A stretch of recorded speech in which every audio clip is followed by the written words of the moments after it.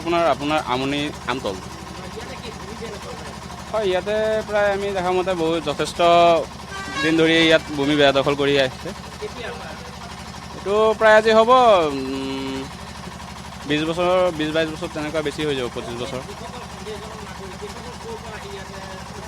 সেইখিনিত আপোনাৰ বিভিন্ন প্ৰান্তৰ পৰা আহিছে। এতিয়া ক'ৰ পৰা আহিছে, য'তে ত'তে এভেকশ্যন হৈছে।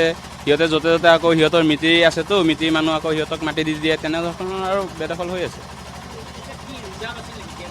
এইটো গেজিং ৰিজাৰ্ভ আছিলে আপোনাৰ। এইটো 751 নম্বৰ দাগৰ মাটি হয়, মিছা গাঁৱৰ। ইয়াত প্ৰায় 200 ঘৰ বেছি হ'ব হয়। ইয়াত যথেষ্ট সিহঁতে মছজিদ বনাইছে, দোকান পোহাৰ পকা দোকান চোকান বনাই লৈছে।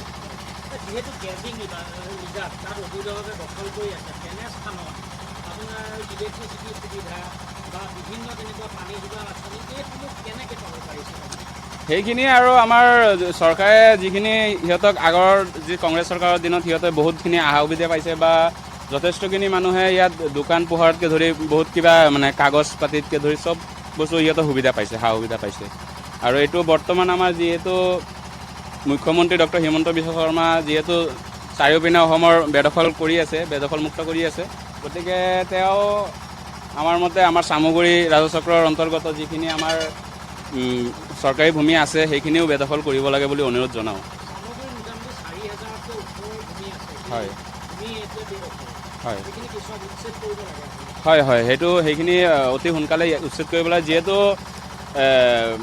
মানুহে এই চৰকাৰখন অহাৰ পিছত বহুত সকাহ পাইছে, আৰু হিন্দুৰ স্বাৰ্থত যিখিনি আমাৰ মুখ্যমন্ত্ৰী ডাঙৰীয়া মন্তব্য দাঙি ধৰিছে, সেইখিনি কাম যদি কৰে তেতিয়াহ'লে আমি আৰু বহুত মানে সকাহ পাম আৰু।